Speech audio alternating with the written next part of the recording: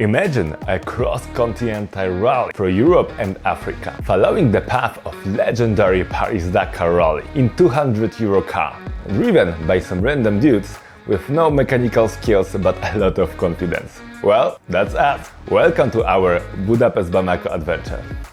And welcome to my channel, where you can find my adventures and everything I'm passionate about. So, let's get started. Paris-Dakar rally was always magical to me. A rally through fairy tale places, huge deserts and mountains. The toughest guys on the planet would sleep under the stars, often fixing their vehicles, and then race to the next finish line at sunrise. Amazing, right? But in 2008 things got complicated. Terrorist threat in Central Africa caused the race to be cancelled. In 2009 it moved to South America and never went back. African roots of the old Dakar rally host amateur charity rally, the Budapest-Bamako. And with Marek, we decided to join the show. Even though it's 4x4 rally, there's a category called Spirit for old cars completely unsuitable for this kind of adventure. So, for about €200, we bought 1995 Peugeot 106, made all necessary repairs, removed the back seats, threw in some spare wheels, canister and food, and set off for the start in Budapest. We had this adventure a few years ago, but it still runs pretty much the same way every year. We arrived to Budapest. If you still wonder who Banksy is, just look at this unicorn and wonder no more. The rally starts late in afternoon, giving us time to get to know the other teams in our category. Subaru, oh my god, I've never seen this car. Subaru. Coca-Cola, 1 can, that's the size of the engine. 0.3. The Budapest-Bamako is primarily an off-road rally, with most participants driving 4x4. So, in our category, Spirit, there was only one goal: survive and reach the finish line, no matter how.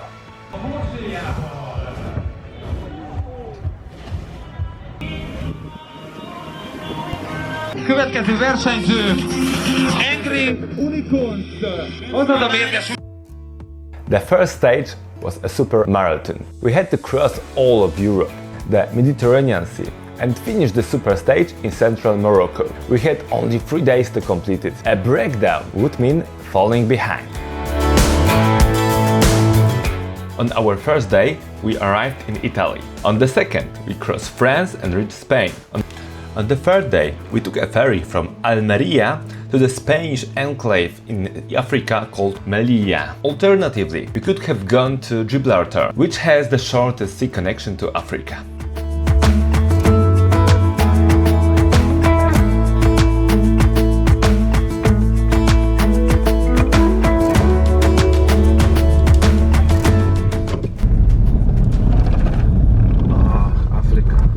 We arrived in Melilla, one of 2 Spanish territories in North Africa. Melilla has an 11 kilometers wall, which clearly wasn't enough to stop the flow of migrants.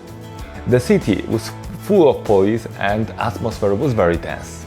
Then we crossed the border to Morocco.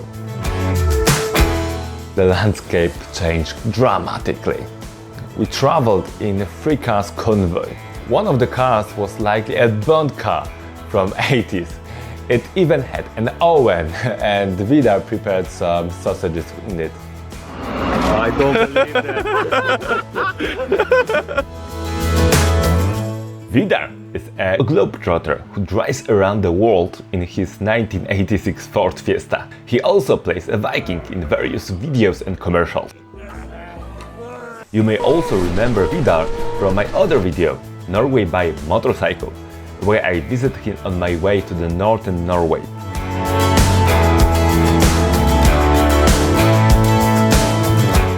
Next stop, I want an extra. Yeah, me too.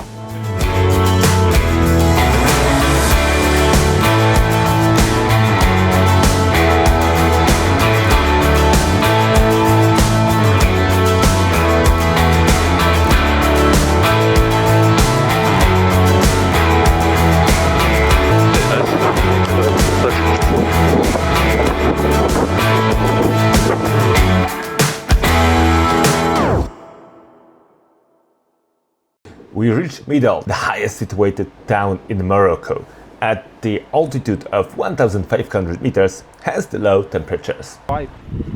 Yeah, we have long pipe. First problems.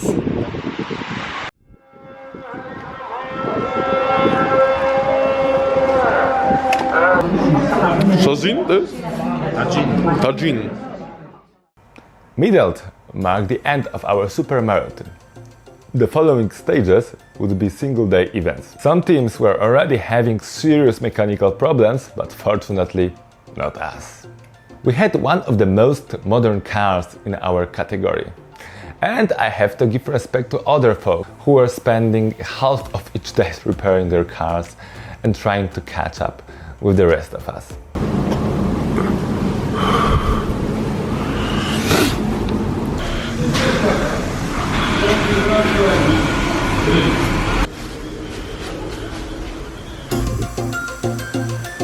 Route of Romania is being fixed. Let's go back in time, a few days, to meet Christian and his incredibly interesting old seat car. But from where you have this equipment? It's original. It's original. Yeah. Oh my god. It was called map lamp when you know what I mean. What is it? So you can read your map, you know. Really? Christian was a master mechanic and the only one from our category who spoke French, which was incredibly helpful in Africa. How old?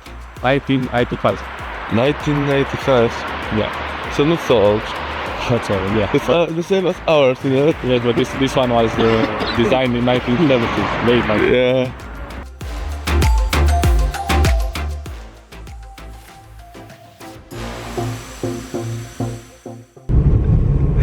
Unicorn 1 to Viking 1. Are you going to prepare the hot dogs for the dinner?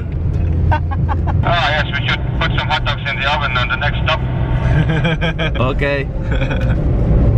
We enjoyed hot dog from the engine oven at the foothills on Atlas Mountain, the highest mountains range in Africa.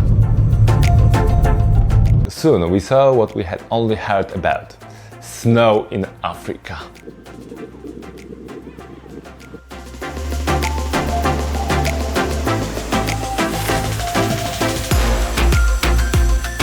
After 14-15 hours of driving, we conquered the Atlas.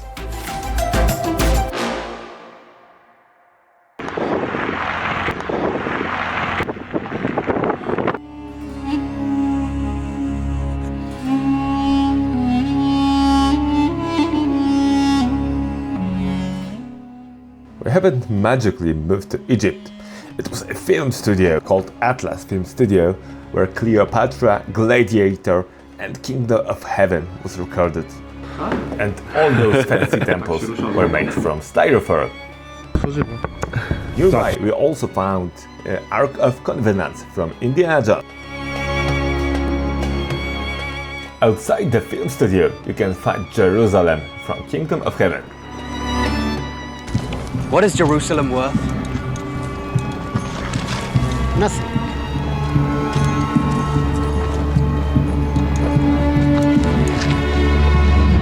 Everything.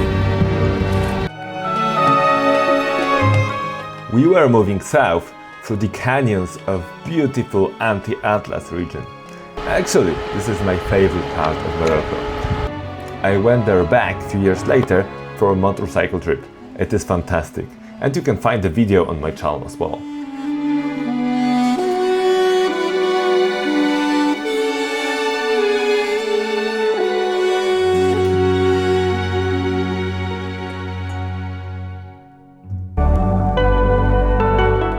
The next day, we drove towards Atlantic Ocean.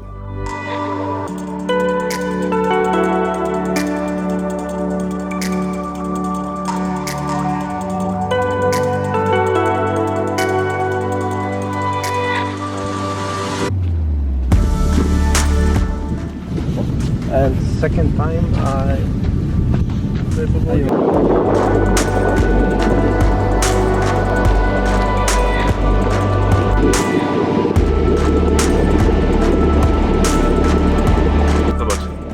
Horyzont tam po horyzont, tam jedzie This is Wiking. an ocean floodplain. It Tam was low ocean tide cofa. and the ocean went back.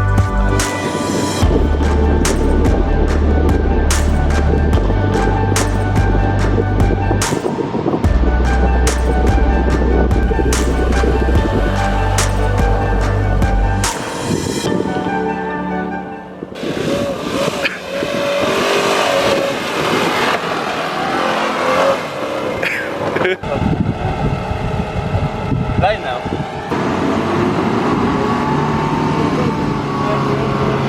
Wow, sprzęgło. This was the smell of glass in the morning. Fun oh fun! And we were slowly going toward West Sahara region. As name indicates, it is also a place where the world's largest desert starts.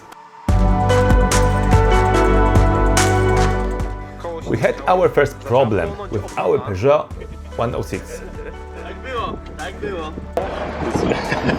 Only the outer one is perfect, the inner one is fucked. It turned out to be just a stuck caliper and worn brake pad. Choosing Peugeot wasn't accidental, as all of North Africa drive French cars. The locals quickly helped us find the right parts and fix the problem. We spent the night in a haunted hotel on the northern edge of the desert. It looked like no one had been there Lucky before we. us for 20 years.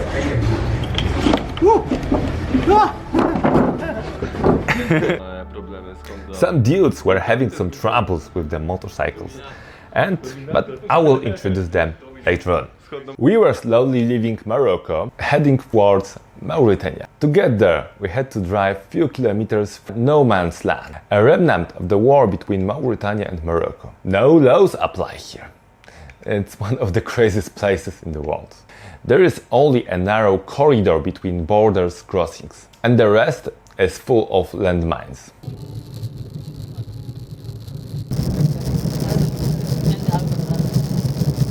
As you can see, United Nations forces are there.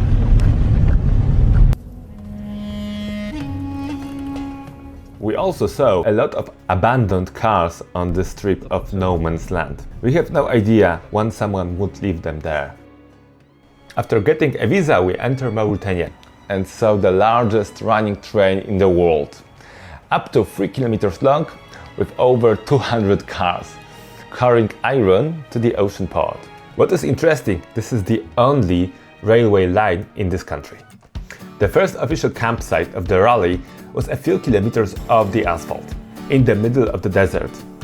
Unfortunately, while driving, I got our Peugeot completely stuck just 3 or 4 meters from the asphalt. Okay, so we'll try to make asphalt, then we'll put the car, put the pressure off, and go another way. So, The guys pulled the car out and we deflated the tires to not sink into the soft sand again. Marek was much better at handling the desert, drove on ahead, and I joined the 4x4 team to decrease weight of the car.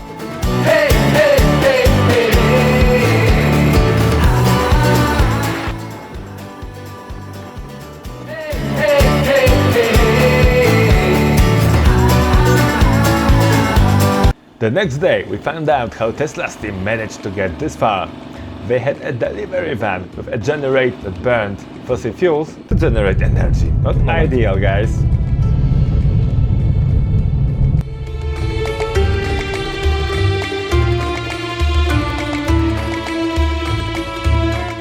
Not far from the campsite, we completely lost our brakes. The brake line had worn somewhere in the middle of the car. Get our brakes now. Christian patched the line and disconnected the rear brakes, and we continue, only with front ones. We set off again through the driest part of Sahara. The wind picked up, visibility dropped, and sandstorm broke out. We were supposed to reach the beach, but the earlier team couldn't even find it because of the storm, as GPS signal didn't work through the sand. Mauritania is one of the poorest countries in the world, with a GDP per capita barely over $1,000. We arrived in the capital, Nanshot, and cleaned the air filter, which was completely clogged with the sand.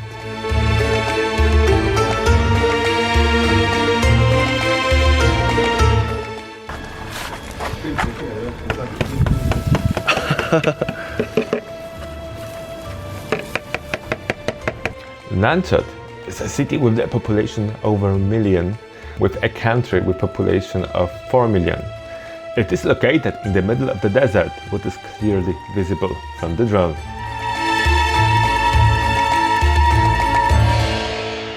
From here, we headed south, towards the border with Senegal. We were slowly leaving the Sahara.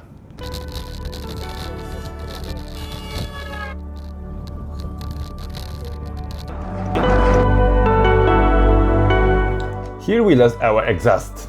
Have no idea where we left it. Yours?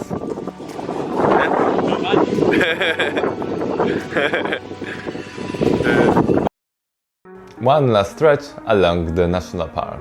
We got a bit carried away.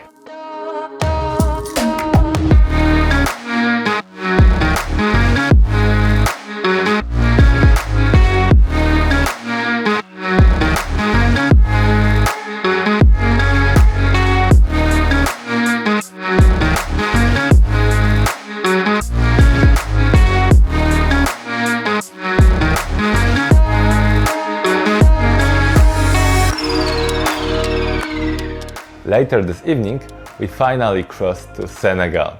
And then we call it a day. The next stage, let's deep into the Savannah.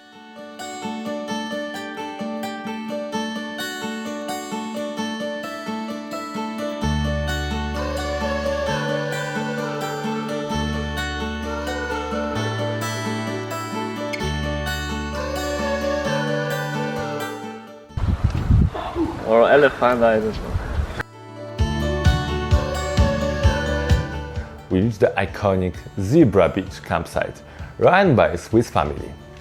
It is located near a peninsula where the ocean meets the river. Okay, is this a mindless swim? Marek and I went by kayak. Vikings should be, you know, naturally good in this.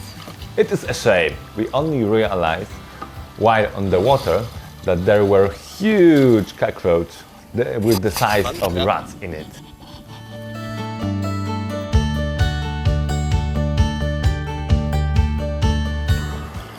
Whoa!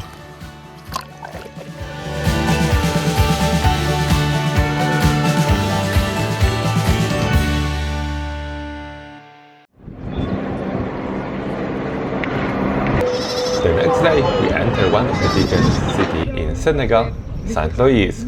It's a pity that we haven't seen iconic Dakar city. Soon after, we drove into Savannah.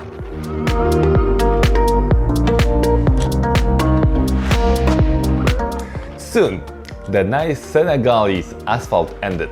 Gravel road followed.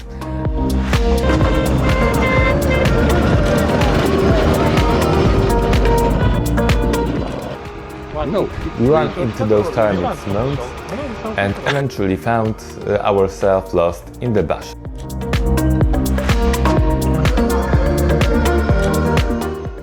The highlight of the day was reaching a beautiful baobab forest, which also marked the end of our stage and our campsite for the night. We were welcomed by villagers from a nearby community about 7 kilometers away. They were wonderfully dressed with vibrant traditional clothing. They were very friendly and curious about us and what is going on.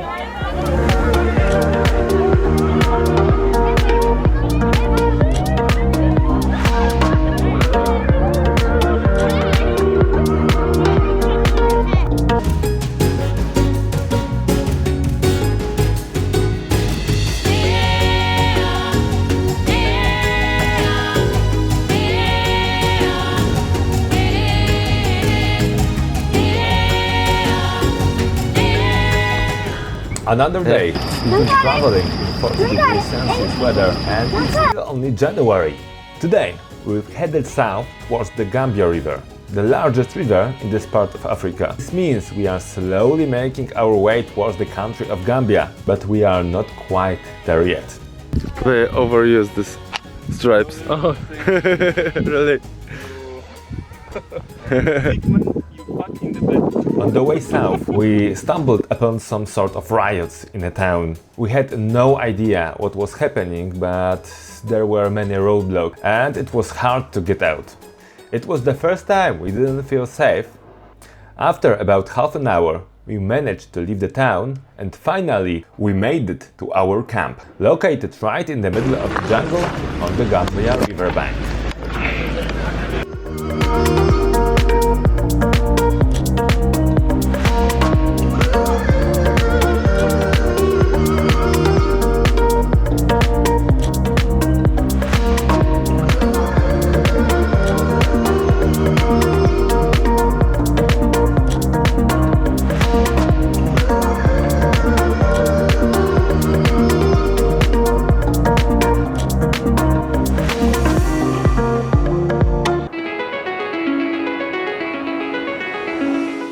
The next day, we hit a large hole in the middle of the road.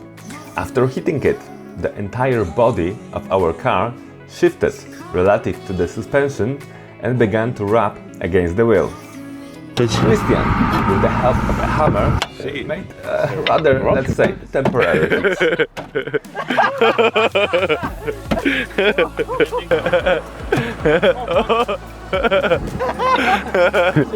This is inside your trunk.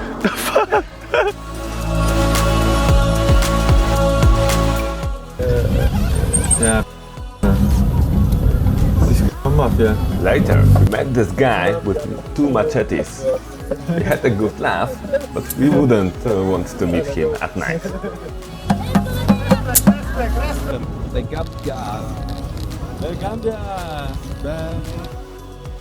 We spent some time on the border with Senegal and Gambia, but finally we entered.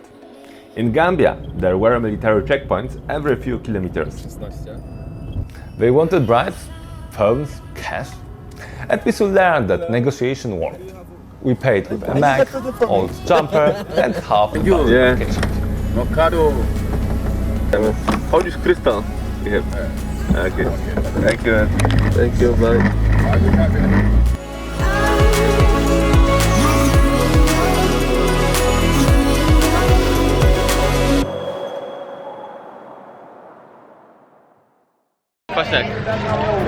The next day, we went on a boat trip to look for hippos, which inhabit the Gambia River in large numbers.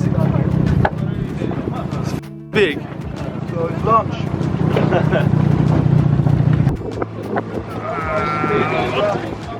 We didn't find any hippos, but we did find some trouble when the engine of one of the boats caught fire. Burning. We were told to return to the village. Let me introduce our friends from Warsaw, Piotr and Kasper, who were riding motorcycles with us. That day, Piotr was having problem with charging in his BMW. Kasper, on the other hand, was riding his Honda and has been struggling from the start. He was already a day behind because of some engine failure, yet he never gave up. I probably would, so I was very impressed with his determination and strength. Unfortunately, at the end, his engine stalled, making it impossible to continue. So we towed him for a bit with a rope, but with the help of nearby village and the Vidar, we found a better solution. It takes a village, right?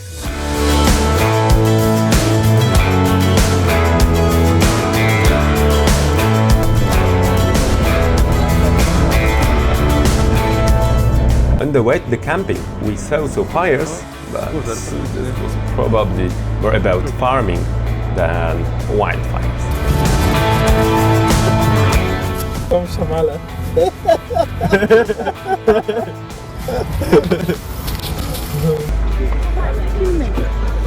Cooking with biking.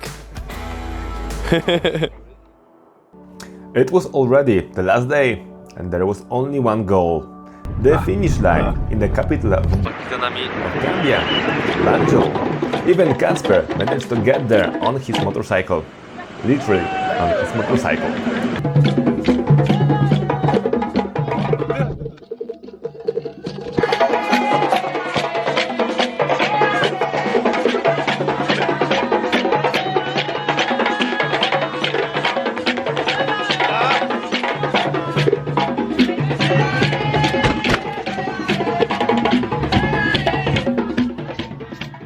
trivia of the winners.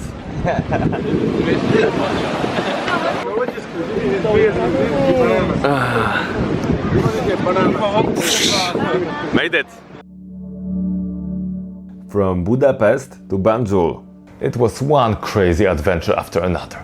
We drove over 10,000 kilometers across a bunch of different countries, through half of the Europe, crossed the Mediterranean, over snowy mountains, through canyons, sandstorms, Savannah and jungle. Somehow, we got our trusty Peugeot 106 all the way there. And honestly, the best part was the people. Other racers, friendly villagers and locals who always give us a hand. Budapest-Bamako. It's more than just a good road trip. It's about what we did together, the friendship. It was a total blast, and I wouldn't trade it for anything. I really recommend you to join the adventure, and thanks for watching, and to the next time. Thanks.